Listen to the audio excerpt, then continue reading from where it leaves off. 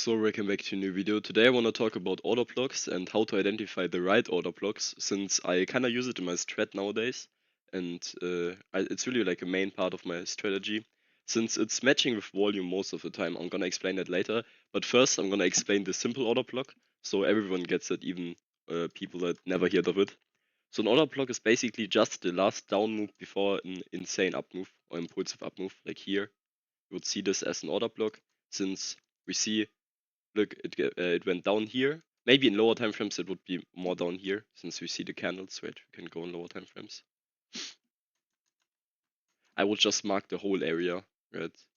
You could see this as an order block, but a lot of people that actually know what they're doing, they would see this as an order block, since this is the wick that went down and instantly up. In lower time frames, this is the order block, but this is also valid probably because there's a fair value gap matching. But I'm just gonna talk about the main thing that I noticed, since it's actually showing here. We have to go into even lower time frames.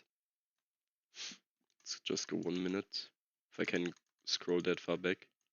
To quickly introduce my partner, my flash funding, I'm not just saying this because they're my partner. I really like this prop firm and I think it will be one of the biggest in the future. They have such a small profit target by just 6%, which is easily obtained by just two 1 to 3 risk reward trades. And if you want to get yourself an account, this is my code. Link is in the description, and let's go into the video. Talked about in a different video, you can click at that as well.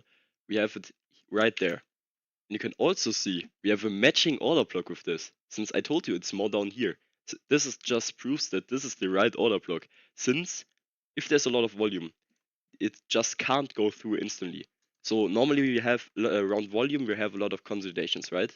But if we go here, have the down move and instantly up move, it's probably just reacting off the volume POC. So it's like going down into or like on the volume POC and then just reacting to the volume POC.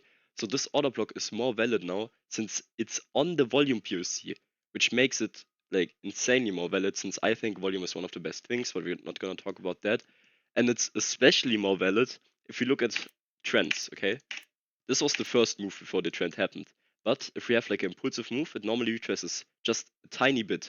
And this is most of the time just reacting off a volume POC that it happened here. So this whole order block is so much more valid, since you know it's an order block and a volume POC, which both kind of, how do I say, like agree with each other. So the volume POC says that the order block is valid, and the order block is valid because there's a volume POC. It's just going hand in hand, you know?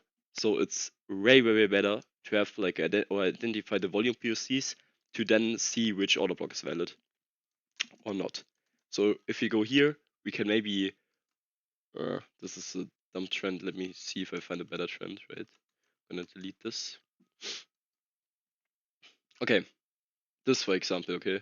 It's not the best, but whatever. It's impulsive move and then it suddenly went down.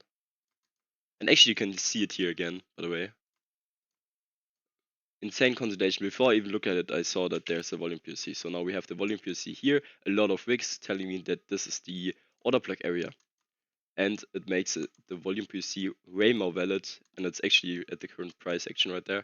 But that's not the point. I wanted to look at this. So if we go back, we probably will see a summer consolidation or big movements. Okay, this is not big. That kind of react to this. Maybe I find a better example. Wait, let me see. With current price movement.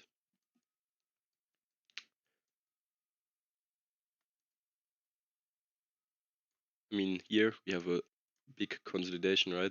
Here we have the down move.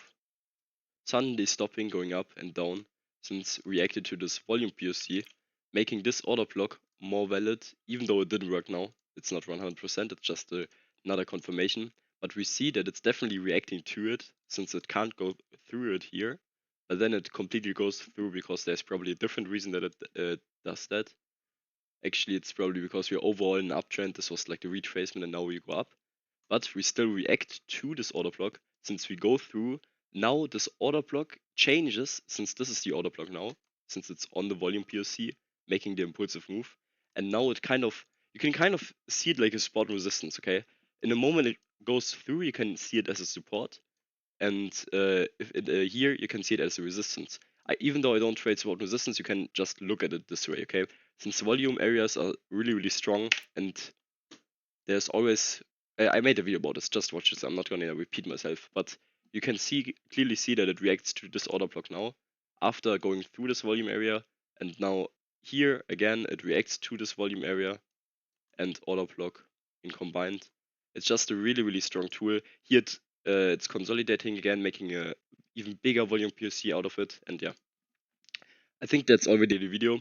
I just wanted to make a quick explanation of it, and I hope to help you. If you have any questions, you can just ask me in the comment section or join my Discord, which is also in the link is in the description.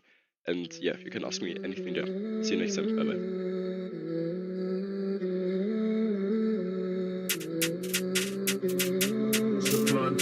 bye.